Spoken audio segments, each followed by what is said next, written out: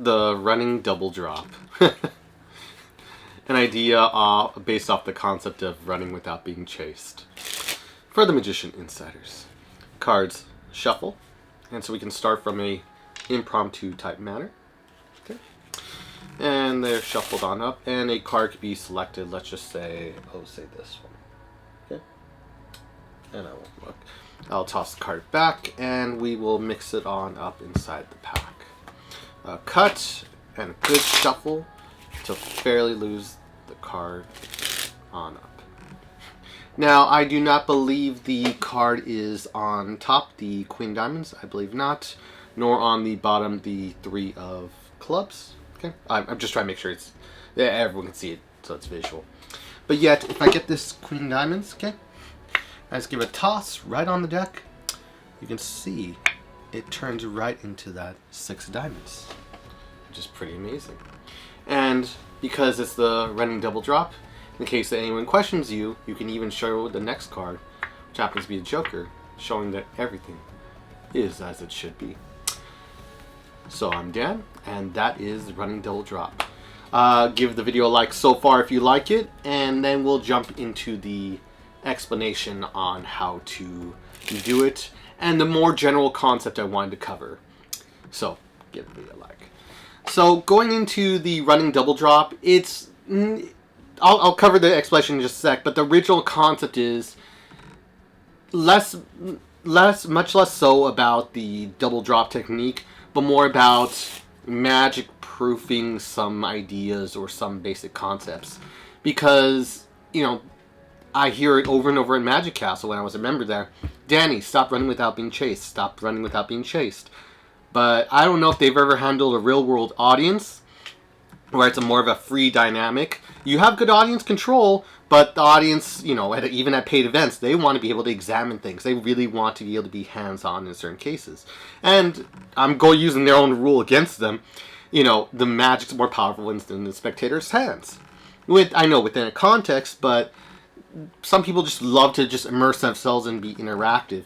And to be able to have your stuff magic proofed, so you know you can turn over the next card, or you can do this certain gestures where people would normally look, or you notice where people are looking and being able to address that issue, so it continues that wonderful display of illusion you're giving. It's good that you have those concepts in mind, which is why, you know, there's the running double drop. And the technique itself is pretty straightforward. Card selected, okay. And that was the main point. I just wanted to cover, you know, that you can be able to secure a routine without it falling apart as soon as someone asks a question, which happens in a lot of gaff work or in a lot of stuff. You know, magicians show magic routines, but they don't show interaction with the spectators because the routine might fall apart. So this is what this trick is for, or to inspire us for. Now, for the purposes of explanation, we've got the 5 of Diamonds, okay? And we are going to control it. I'm keeping it face up only for demonstration purposes. We're going to control it to the 3rd from the top. So, in context to this trick, I have a card selected, 5 of Diamonds. And then, in the context, I just spread the cards, have it replaced. And I spread the cards, like so, leaving the last 2 very visible, like so. So, when we turn... well, normally I'd have it face down, but just for the purpose of explanation, I'd add 2. I get my thumb, add the 2 cards, and get a pinky break above the second card added, or the above the first card added. So there's those 2 right here. So again, take these 2 right here, pull them here, get a pinky break, and then square everything on top. And the position check is I got a pinky break. So deck, pinky break, above the first card that you added of the 2, and it's right there.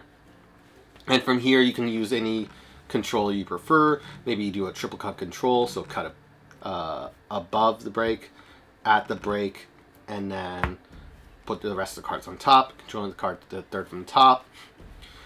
You can do the double undercut, control it to the 3rd from the top, or you can do a little medley, which I did, which again, we're right here, break, and we can do a little cut and then complete right here. Whatever suits your fancy. And so we control it to third from the top. From here, and I'll turn it down, just it makes more logical sense. From here, we want to show fairness, so I get ready for a double, so I can just push off and get ready. I'm casual talking spectators as I get double. I can feel for it. Just pushing off 2, you can feel it using your ring finger right here. Push off and feel it, and you can feel the first card, the second card as you push them off and get a break below. It's a little bit harder for me to get a break on 3 cards. I have to actually sight it, but on 2, eventually, as you push off enough, you can get a break. You can do this while you're just like watching a movie, popcorn, deck of cards in your hands, and just use your thumb and pushing on the edge right here. Be able to feel for that double. And in other cases where you're nervous or stuff of that nature, you can always riffle at the back, or you can also gesture. And as you gesture with the top card, just gesture like this. You know, make a motion, be grandiose about it. Raise the levels of stakes, however you will do it for your presentation. And while you're gesturing with this card towards something or towards a spectator casually, you get a break below the top card. Just push off and get a break right here. Add it, and then you got your double like so. So that's going about it that way. So now that we've got the double, okay, and there's multiple ways we can get the final card, which is the a break below the selection, okay? Because in the normal version, let's just say we're doing the normal version, all you need is a top card, and then we just lift up, and then get a break below the second card, and then just drop it and do that. That'd be for the normal version. Albeit I'm not doing it professionally, it would actually look like this. Take it, toss it, and it drops and changes like that. But we want to add the cover card in context to making the routine possibly more safe. So we got the double however we do it. And as we turn up the double, we can push off the next card, which is the selection. So we got a double right here. However we got the get ready, we get ready to turn over, and then we push off and get a break below the next card. So we got double face up, which is these 2 cards, and then below is the selection right here. And so while this one is the one that's going to be shown for the purposes of being the wrong card, that changes from this into the selection.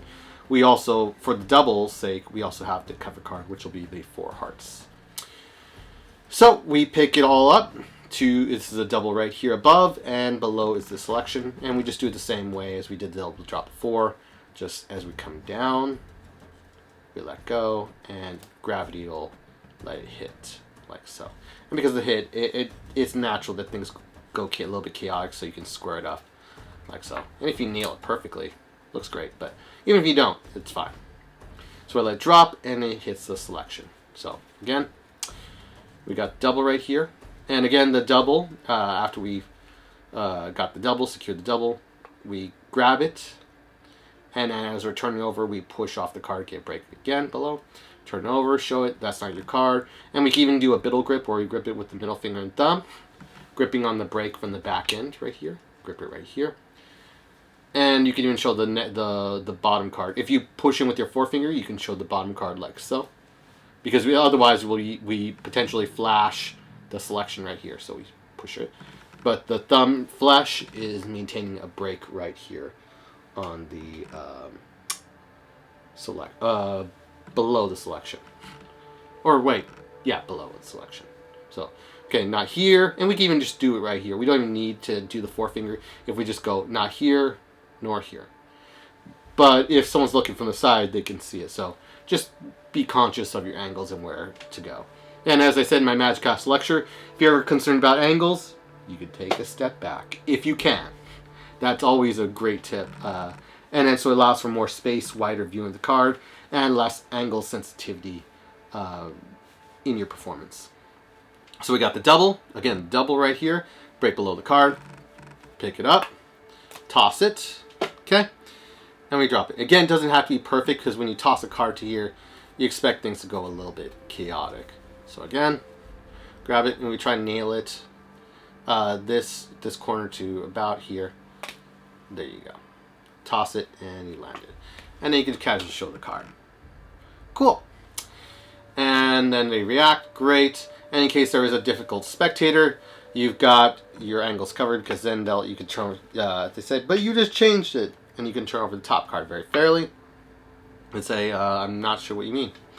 And then they go, whoa, okay, I was incorrect. And it just adds that layer of magic, that level of protection. Yes, in one sense, it could be running without being chased, but in another sense, it's if you are aware of problematic spectators, this is in your audience management skills, and you're aware of it, you know, you might want to have that extra layer just in case that spectator decides to call it out at a particular time. I know you might want to prevent it beforehand, but you know, you can't prevent everything. There is mishaps that goes along, and to deny all of it never happens, it's quite crazy to say there won't ever be a circumstance where it might happen. And to be able to address those things adds that layer of professionalism, because you did think of those situations, you did address it. And the fact that you thought that far into what spectators thinking, not too far, but just far enough to that level, shows a level of professionalism that makes you go, oh, I like the guy. He really thinks of everything. So that's my ideas of applying a theoretical concept of the drop double to a card trick and giving that layer of protection, saying, in the context, saying that not all running without being chased is bad. Okay? Especially if it allows you a layer of protection. So with that said, I'm Dan from Evolving Magic. I hope you enjoyed today's content. Give the video a like. And if you haven't checked out this video, definitely give it a check out. Or check it out. You know what I mean. And until then, see you guys in the next one.